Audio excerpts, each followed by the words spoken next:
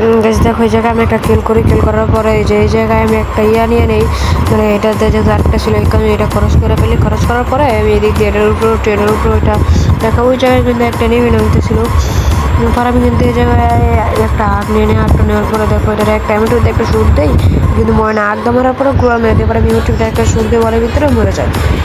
মরে যাওয়ার পরে আমি এই যে একটা ইয়াটা নিয়ে নেই, এই যে এর মাঝখান থেকে এসে একটা কথা বলে, আর যারা যারা আমার সাথে খেলতে চাও সবাই ইয়া করো, সাবস্ক্রাইবটা করে দাও প্লিজ গাইস। আর যারা যারা খেলছে সবাই ইয়েটা দাও প্লিজ গাইস, সবাই সাবস্ক্রাইবটা করে দাও। বেশ দেখো তোমাদের জন্য কত কষ্ট করে ভিডিওগুলো বানাই গাইস, তোমরা তো কেউ সাপোর্ট দাও না গাইস। দেখো পরে এই যে কিন্তু গাইস আমি এখানে বসে পড়ি। আর দেখো এই যে একটা এনিমি ছিল, এটা আমি শুট দিতে যাই, দেখো এটা কিন্তু মাইরা ফেলে। পরে যে কিন্তু বাংলাদেশের তৃতীয় যুদ্ধ সামনে হইতেছিল মিসাইল দেওয়া। পরে আমি এই জায়গায় মাইয়াটা দিই, একটা হেডশট দিয়ে দিই মাইরা। তারপর ওই যে আরেকজনে দেখা বাংলাদেশের তৃতীয় যুদ্ধ বললাম ওই।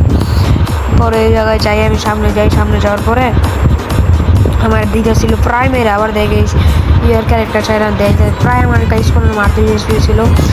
পরে আমি যে সুপার মেরে দিই রাশ। দেখে আগে এটা মানে রাশ দিতে বলতে আগে ইয়ারটা উঠটা পরে তারপর আমি রাজ আগে এই জায়গায় আমি এমএ টুপিটা নিয়ে নিই, কারণ আমি তারা বলে ডাবল স্নাইপারটা নিয়ে আমি যাতে ছিলাম এই যে এটার উপরে।